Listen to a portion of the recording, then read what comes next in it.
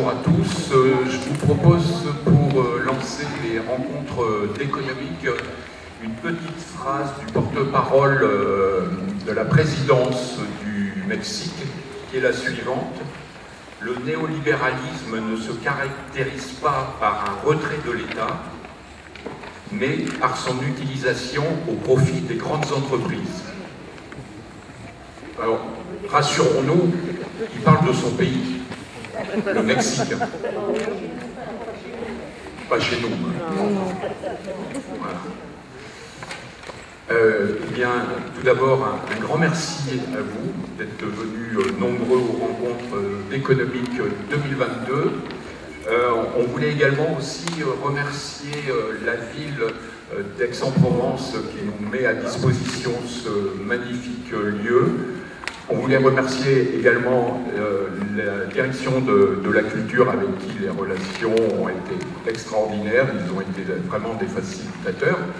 Et on voulait également remercier les techniciens qui sont à la console, qui seront avec nous pendant toute la journée, qui assureront après la projection des films.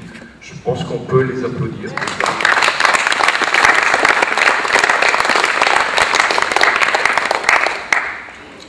Alors les Déconomistes, c'est une équipe de bénévoles et on travaille très dur pour organiser une journée telle que celle-ci et on en organise tout au long de l'année, on aura l'occasion d'en discuter. Et puis bien sûr, on remercie les intervenants d'avoir répondu à notre invitation, donc Martine Vasselin et Fabrice Aubert.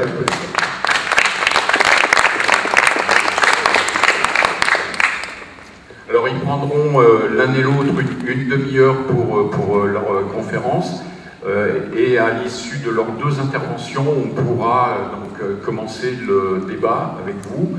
Il faudra impérativement qu'on quitte la salle à midi, hein, donc on va être assez rigoureux sur les horaires parce qu'à 14h, on lancera, 14h précise, on lancera le premier documentaire de Gérard Mandilla.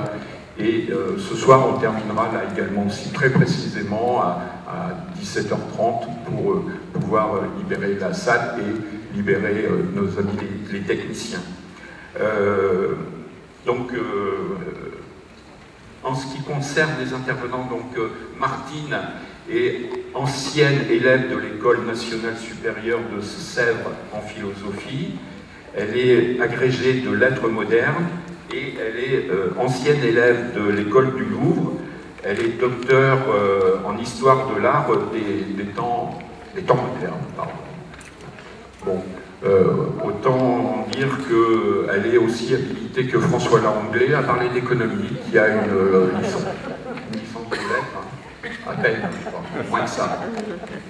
Mais tellement plus, on le voit tellement plus à la télé. Alors. Et en ce qui concerne Fabrice Aubert, il a un DEA en économie, c'est l'ancien directeur du développement économique en collectivité locale. Il est militant syndical et politique, poète à 16 heures.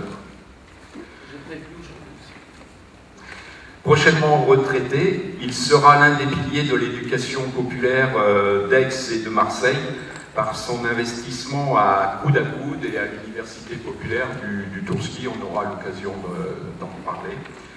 Je donne tout de suite la parole à Fabrice. Bonjour, merci à toutes et tous. Alors j'ai droit à 2 minutes de plus pour une intervention commune avec Martine, que déjà je tiens à remercier parce que depuis que nous savons que nous allions intervenir ensemble, nous n'avons cessé d'échanger ensemble. Et nous avons un peu partagé nos idées sur la thématique qui nous réunit aujourd'hui. Cette intervention, c'est pour remercier les Déconomistes, Dany et toute son équipe, pour l'organisation d'Agora, qui permettent enfin d'aborder des questions, comment dirais-je, sensibles, et qui posent des questions du devenir de l'humanité. Je vais essayer de traiter la question que j'ai voulu aborder à la serpe, parce que traiter ce que je veux traiter, c'est pas possible en une demi-heure. Je vais essayer de le faire Je vous ai d'ailleurs donné, je pense que chacun a dû avoir le plan de mon intervention que je vais essayer de suivre. Alors, le monde et sa propriété. Vous avez 2 heures. Quel beau sujet de baccalauréat. Eh bien, mais tu exagères, Dany, tu as perdu. Le sujet du baccalauréat, c'était « Vous montrerez que l'action des pouvoirs publics en faveur de la justice sociale peut avoir des effets pervers. » Enfin, tu te rends compte, poser la question de la propriété, mais c'est un sujet marxiste, ça. T'imagines ce que tu fais? Je ne savais pas que j'allais me faire engueuler. Et voilà, mais tu le mérites. Tu le mérites. Alors, comprenons bien, c'est un sujet impossible à traiter puisque la question de la propriété ne se pose pas de soi dans le capitalisme. Elle va de soi. Et ceux qui ne sont pas propriétaires, en fait, c'est parce qu'ils l'ont voulu. Ils ont choisi d'être pauvres. Enfin, tu le sais, toi. D'ailleurs, c'est pour ça qu'on diminue les indemnités chômage. Pourquoi on diminue les indemnités chômage? Parce que les chômeurs, ils sont volontaires pour être chômeurs. Tu le sais. Et les précaires aussi. Bon, enfin, mais franchement, quelle thématique. Alors, pourtant, le libéralisme, c'est simple. C'est la fable permanente de la cigale et de la fourmi, répétée sans cesse. Et dans laquelle, évidemment, seule la fourmi, comment on dit, patronale est travailleuse.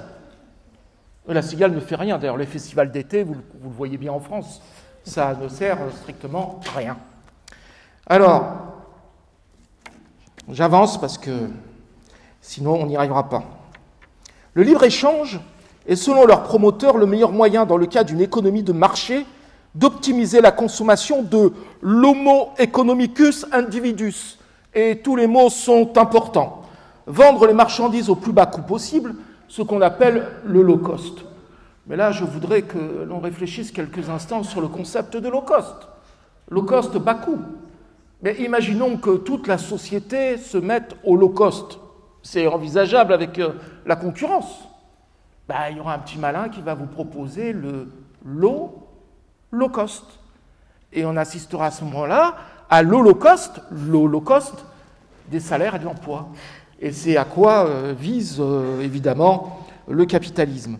Rappelons que c'est, après Adam Smith et la main invisible, Ricardo qui parlait de la nécessité de la spécialisation productive par pays, la division internationale du travail, flux commerciaux, flux monétaires, flux humains. Du marché. Mais sait-on que ce qu'on appelle le marché, c'est l'État qui l'a créé? Par une succession de décisions. Sans État, il n'y aurait jamais eu de marché. Et ça commence fort rapidement. Dès le XIIe siècle, c'est la Ligue hanséatique, merci Martine de m'avoir envoyé ce papier, qui regroupe des villes autour d'une activité commerciale maritime. Savez-vous que c'est dans cette ligue que les premières lettres de change, qui deviendront plus tard nos chèques, ont été conçues, créées et développées pour faciliter les échanges sans que les brigands et les pirates puissent intervenir sur les marchandises et les flux financiers. Puis vous avez eu en France ce qu'on appelle les villes franches. Villefranche-sur-Saône, c'est quoi? Les villes franches, c'était des villes exonérées de l'impôt royal, où l'on retrouve d'ailleurs une thématique actuelle, où la course éternelle des patrons, c'est d'essayer d'éviter de payer l'impôt et d'être exonéré de tout ce qui est contribution sociale et sociétale. Les offices en France, alors quand on dit office, on pense à office notarial, c'est ce qui reste. Mais auparavant, ancêtre des services publics, comme le roi ne pouvait pas tout faire, il avait besoin de serviteurs. Et donc il vendait ce qu'on appelait des charges royales, ce n'était pas des charges sociales pour le coup, des charges royales, c'est-à-dire en fait toutes les activités nécessaires au royaume étaient vendues à des opérateurs privés. Donc par exemple, les fermiers généraux. Les fermiers généraux étaient occupés à récupérer l'impôt. Comment ça fonctionnait? Comme les banques aujourd'hui. Ça n'a pas changé. C'est-à-dire que le fermier général avançait au roi l'argent nécessaire et après se récupérait sur la bête, le peuple, par les impôts. Le roi a fixé les impôts, mais c'était le fermier général qui récupérait. comme aujourd'hui avec les banques privées qui prêtent aux États et se récupèrent sur la dette. Vous voyez à quel point il y a encore besoin de révolution dans ce pays. Les corsaires, alors ça personne ne le sait, pensez à Surcouf et Saint-Malo, mais les corsaires existaient tout simplement par ce qu'on appelle des lettres de course. C'est-à-dire ce n'étaient pas des bateaux royaux, c'était de l'armement privé, puisqu'on armait les bateaux, et en fait c'était une sous-traitance de l'activité royale en rapport à la capture des bateaux en mer, et notamment faire la chasse aux Anglais. Rappelez-vous la différence, un pirate, s'il était pris, pouvait être pendu au plus haut de la grande vergue. Et par contre, oui, c'est un jeu de mots facile. Donc, par contre, les corsaires, non, ils avaient des lettres de course, donc ils étaient à la limite prisonniers, échangés, et jamais pendus. Pensez aujourd'hui au rôle des opérateurs privés, et notamment, par exemple, le cabinet McKinsey. Vous avez eu le commerce triangulaire, où on portait des pacotilles des ports de Bordeaux et de Nantes, expliquant leur développement, qui allaient après en Afrique charger les Noirs, devenus esclaves, et qui allaient les porter en Amérique et récupérer les soieries, le tabac et tout le reste. Et puis, là encore, merci Martine, mais il y a eu une compagnie des Indes orientales qui a été créée par Colbert le 27 août 1664. Donc en fait, on constate que le capitalisme, c'est un système économique concret fondé sur la propriété privée des moyens de production, d'où ce rapport avec la question de la propriété, nécessitant un acte de dépossession permettant la naissance du prolétariat. Et là, franchement, je vous invite à aller voir, là, déjà sur la Ligue encétique, allez voir sur Internet, Wikipédia. Franchement, vous ne perdrez pas votre temps, vous apprendrez de l'histoire. Je ne veux pas vous le traiter, ce n'est pas possible, mais c'est magnifique. Bon. Deuxième aspect, donc, la loi en Grande-Bretagne sur les enclosures. Alors, c'est quoi la loi sur les enclosures? C'est qu'auparavant, dans les campagnes, que ce soit d'ailleurs en Grande-Bretagne ou en France, eh ben, en fait, les terres étaient communs. On appelait ça les communaux. Ça va donner en France la commune, d'ailleurs. Les communaux gérés par la commune. Et ça permettait aux villages, aux paroisses, de vivre sur la terre, par la culture, les animaux, etc., etc. Et puis alors, les premiers capitalistes qui sont arrivés se sont rendus compte que c'était pas normal. Il y avait en plus les glaneurs. Aujourd'hui, les glaneurs des villes, ce sont ceux qui font les vitrines des magasins sans acheter parce qu'ils n'ont pas assez d'argent. Mais à l'époque, les glaneurs, ça existait. Ils avaient droit, dans les champs, de ramasser les grains tombés au moment de la récolte, sans payer un dîme, sans payer rien du tout. C'était gratuit, ça tombait du ciel. Et donc, la loi sur les enclosures en Grande-Bretagne, ben, ça a été tout juste de créer, de barriérer les champs et d'empêcher l'accès à la nourriture, pourtant tombée de céleste. Hein. En France, à peu près à la même période, c'est la loi Le Chapelier, interdiction des corporations faisant naître le prolétariat, puisque les corporations, c'était le moyen, si vous voulez, qu'avaient les différents métiers de pouvoir s'organiser et de pouvoir organiser leur travail, les salaires, la question du temps de travail, les conditions de travail, etc., etc. Et il y avait le maître et l'apprenti. Et tout ceci faisait société. Mais le capitalisme naissant a eu besoin de casser tout ce mode d'organisation. Et c'est par la loi Le Chapelier qui interdit les corporations que l'on crée le prolétariat, c'est-à-dire l'ouvrier individuel qui va être obligé de se vendre individuellement sur l'ensemble du marché du travail. Vous voyez donc que le capitalisme ne naît pas au début de l'accumulation de capital industriel, mais d'abord de la suppression des droits de protection collectifs, et il aura fallu attendre plus d'un siècle, 1895, pour retrouver avec le Code du travail, 1905, excusez-moi, pour retrouver avec le Code du travail un début de réglementation collective, plus après les branches du travail qui vont recréer une certaine forme de corporation, puisque la branche du travail, c'est une organisation par métier. Vous voyez à quel point l'histoire se rejoint. Et alors, chose que je ne savais pas, et là je remercie encore Martine, c'est que, en fait, ce n'est pas la Révolution, mais il y avait déjà un édit du roi pour suppression des jurants des communautés de commerce qui a été décidé en 1776. Donc vous voyez à quel point la Révolution n'a fait que prolonger des idées et des propositions qui étaient soutenues derrière. Hein. J'avance. Alors, après, dans le plan, je suis passé à autre chose parce que il y a une comment on dit ? J'ai interverti. Je suis passé à la marchandisation de tout. Alors, je ne vais pas vous le lire puisque vous l'avez. Hein. S'il y a des questions, vous y revenez. Mais on a tout marchandisé. Et comme on a tout marchandisé, quel a été le rôle de l'État ? Et c'est pour ça que j'ai interverti. Eh bien, le rôle de l'État, ça a été de devenir une béquille du capital. C'est-à-dire, tant que l'État maîtrisait un certain nombre de choses dans le domaine de l'économie, il pouvait intervenir en amont. Dès lors que tout est privatisé, on est obligé de faire toc-toc aux patrons privés, c'est ce qui se passe en ce moment avec l'énergie, avec Total, tu vois ce que fait le pouvoir, et de quémander au patron, de vouloir bien, s'il veut bien, en faisant les révérences nécessaires et les serpillères, baisser un peu le prix du pétrole. Voilà où on en est, puisqu'on ne contrôle plus rien. Donc en fait, l'État, après, il intervient pourquoi ? Ben, quand il y a des crises du marché, quand il y a des crises du capital. En 1987, vous vous en rappelez pas, mais il y a eu un crack. En 2000, vous devez un peu vous en rappeler, il y a eu un crack qu'on a appelé le crack Internet. Puis en 2008, là je pense que vous vous en souvenez, c'est le crack des subprimes. Hein, là encore, parti des États-Unis comme en 29. Puis après, eh ben, vous avez eu le crack et la crise du Covid. Et puis aujourd'hui, on va y venir sur l'inflation. Donc en fait, l'État a un rôle dans le capitalisme libéral mondialisé actuel de régulateur des crises du capital lui-même. Le quoi qu'il en coûte, c'est exactement ça. La mondialisation.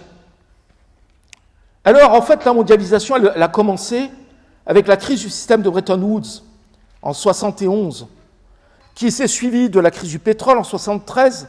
Et 2022, on va le voir, c'est une inflation qui est une réplique de la crise de 1971. Telle est ma thèse.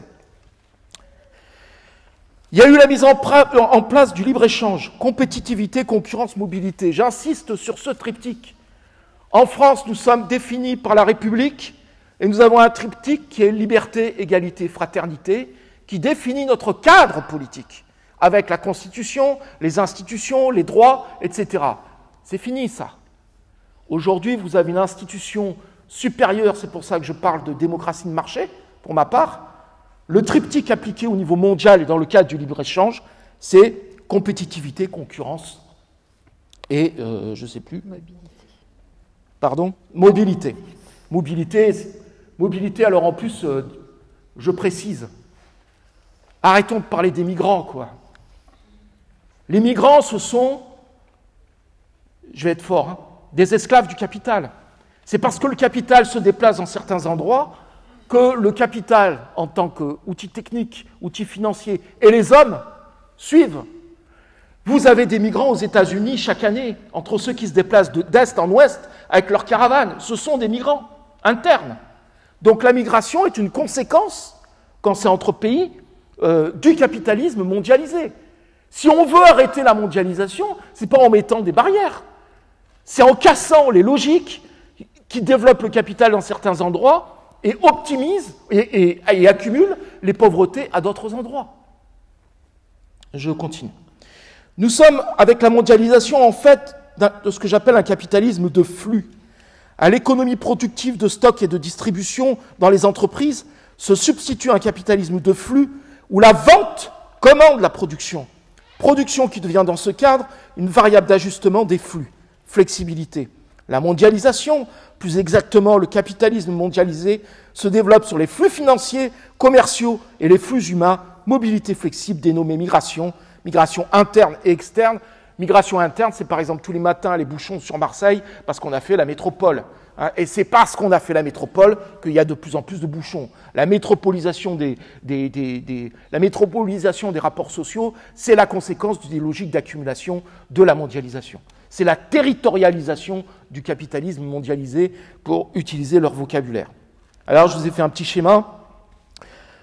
On est passé d'un capitalisme industriel où les profits A' sont les résultats de l'investissement AM, à un système à 3 niveaux. Vous avez la financiarisation de la société avec la logique AA', puis la logique de planification du profit pour les entreprises avec AA', M', et enfin en sous-traitance et en délocalisation pour les PME et évidemment les délocalisations AM, M', A', qui est le truc classique. Je suis désolé, j'ai été obligé de le faire à coup de serpe, il me faudrait une demi-heure pour le démontrer, mais vous pouvez toujours aller sur Facebook, le site des économistes, où j'ai fait cette intervention pendant une demi-heure, j'explique tout. Lorsqu'on a traité la question de la monnaie, et on avait raison de la monnaie, j'ai traité la question de la financiarisation de la société. Chaîne YouTube. Alors, je vous ai rajouté, parce que ça, je suis tombé là-dessus, et il y en a assez de nous dire qu'on est tranquille en termes de pollution. Plus de la moitié de notre empreinte carbone est liée aux importations. C'est-à-dire, qu'est-ce qu'on a fait pendant 40 ans? On a d'abord privatisé l'industrie et au nom de la compétitivité, on l'a délocalisée.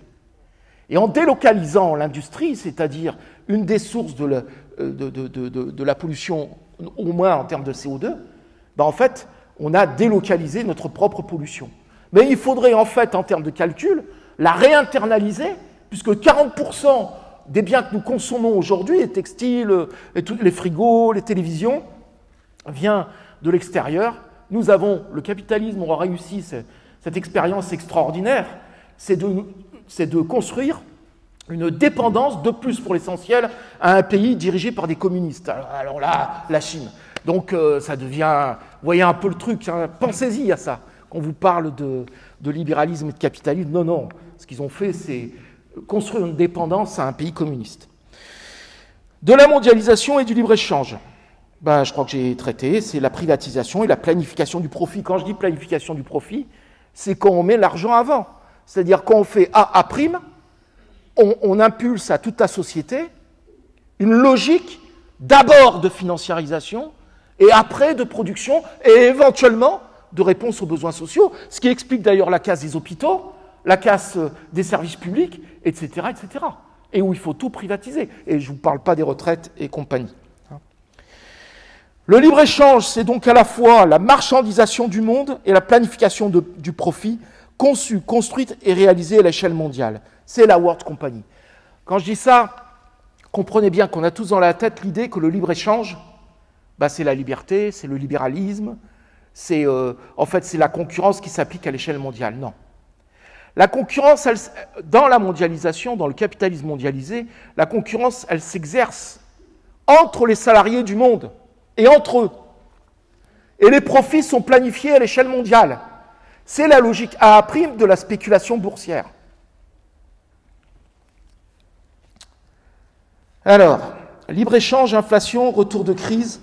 L'inflation est une conséquence du libre-échange. Et là, je vous ai amené un petit graphique. Alors, mon excuse d'avance, j'ai fait une faute énorme. C'est mon côté féminin qui est ressorti. On dira que c'est une faute galante. Mais, tu peux le montrer, c'est gentil. Merci. Voilà, donc j'ai essayé de vous représenter, vous voyez, parce que l'économie, réfléchir sur 3 ans, 5 ans, ça n'a aucun sens. Mais l'inflation aux États-Unis, qui est quand même le pays dominant dans le monde depuis les années 70, tout commence, comme je l'indique, par la crise de Bretton Woods en 71. Je ne peux pas développer la crise de Bretton Woods, je n'ai pas le temps, mais on peut y revenir. Et ça, c'est l'évolution de l'inflation. En fait, ce graphique montre qu'en apparence, pour l'inflation, tout se passe bien. À part que je vous ai mis les crises de 87, 2000 et 2008, qui sont des indicateurs avancés. Pourquoi ça remonte aujourd'hui? C'est parce qu'en fait, la mondialisation, le capitalisme mondialisé, ça a été de faire comme parfois on a fait, nous les hommes, pendant un certain nombre de temps, c'est de mettre la poussière sous le tapis. C'est-à-dire que durant cette période où on a l'impression que tout va mal, et c'est le graphique de derrière, Excuse-moi, Dany. Eh bien, en fait, nous n'avons cessé, mais on ne s'en rappelle pas, et c'est jamais montré, de connaître des crises et des cracks. Hein. Et à chaque fois, pour répondre et pour réparer ces cracks et ces crises, eh ben, on a fait des réformes sur le travail. C'est notamment l'ensemble des réformes sur les retraites. Et dernièrement, observez que la remontée des cours de bourse en 2021, alors que nous étions en pleine crise Covid, c'est la politique du quoi qu'il en coûte. Mais la politique du quoi qu'il en coûte, c'est quoi? Eh bien, ça a été la socialisation des pertes. C'est-à-dire, c'est l'État qui a financé sur nos budgets, nos impôts, l'ensemble des salaires et des besoins des entreprises. Et ça a dégagé, j'ai plus le chiffre en tête, je crois que c'est 280 milliards de thésaurisation, et qui ont permis par la suite ce qui se passe aujourd'hui avec le pétrole, c'est-à-dire l'inflation sur le pétrole, c'est la logique d'une spéculation qui est la conséquence de la politique du quoi qu'il en coûte, qui a permis, en fait, de mettre de l'argent de côté, non pas pour vous, mais pour 5% de la population, c'est-à-dire ceux qui spéculent en bourse. Je suis dans les temps ? Ouais, il te reste 10 minutes. Non, mais on va conclure. J'espère que je n'ai pas été trop rapide et que tout le monde a à peu près suivi mon intervention. Je voulais terminer par cette plaisanterie de Marx. Je ne vais pas vous la lire parce qu'elle est écrite. Mais vous voyez, Marx, dont on connaît les combats pour le côté social, sociétal, lui se prononce pour le libre-échange. Alors qu'il sait très bien, il l'écrit, que c'est une violence absolue. Et pourquoi il se prononce pour le libre-échange? Parce qu'il pense que ça va être une telle violence sur les sociétés que ça va accélérer la venue de la révolution. Et franchement, pour ceux qui pensent que Marx est un tristus, non, c'est un sacré rigolus. Il était aussi poète, d'ailleurs. Voilà, je ne vais pas aller plus loin. Je pense que c'est dans la discussion qu'on pourra approfondir. Je veux juste rappeler parce que ça je ne l'ai pas dit, la thématique que j'ai essayé de vous traiter, je l'ai intitulée « Derrière le libre-échange, la privatisation de la planète et la planification des profits ». Rappelez-vous, ça je ne vous l'ai pas dit, mais je vais vous le lire. La marchandisation de l'espace et de l'univers par l'intermédiaire d'Elon Musk, vous voyez, c'est ce qui est en train de se passer. Hein. Ils sont capables de privatiser tout ce qui existe en termes de vie et au-delà de la vie. S'ils pouvaient privatiser la mort, peut-être qu'ils le feraient. Ils le font d'ailleurs par les internes. Voilà, j'espère que je vous ai intéressé et je donne la parole à ma